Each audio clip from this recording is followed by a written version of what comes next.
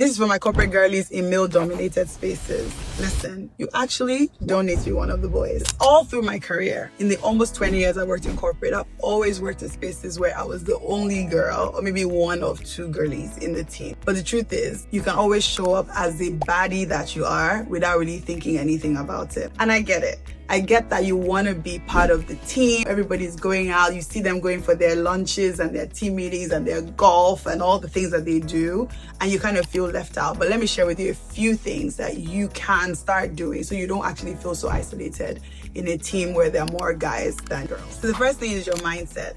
Do not internalize this as exclusion. Boys are going to be boys and girls are going to be girls. Boys want to talk boy things. Girls will always want to talk girl things. And sometimes they don't mesh. So whilst you can work really well with your guy teams, they're just social situations that everybody just kind of wants to stay in their corner for just their flow and for individual safety. So don't internalize this as they're trying to keep you out of the team. Ensure that you have your own group of people that are providing support for you, where you can go and have lunch, go for drinks, do all of that. And that doesn't necessarily have to mesh with the team that gets things done at work. So just make sure that's not an internal blocker where you don't think it's a you thing. It's just a structural thing. It's a gender thing. People like to be with people who are like them. That's just the way life is. The second thing is find other points of commonality. There are many other things that you might be interested in that your guy teams will also be interested in. There are many girls who, for example, love footy and want to also chat about football, sports, any other thing. There are girls who love fast cars and maybe some of the other things that guys like. And there's some other guys that love some of the things that we girlies love as well.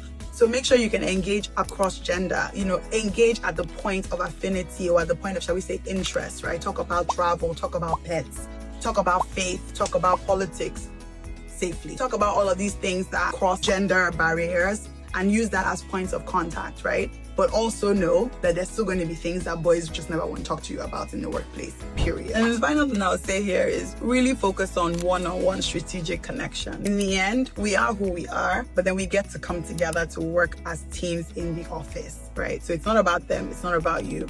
But there are reasons why we need to interact every single day. So make sure you're also focusing on strategic connection, getting to know people one-on-one, not necessarily as a group of guys and a group of girls, which would then also make the operational work a lot smoother. Listen, if you are structurally in a space where there are mostly guys, that may not change. If you're in engineering, if you're in banking, if you're in tech, largely corporate industries, you're probably going to be surrounded by a lot of guys all the time. That may never change, but you can show up as the baddie that you are and just ace it and smash it all the time. So for more of these types of strategic tips of how to get on well in the workplace, follow this full strength coach.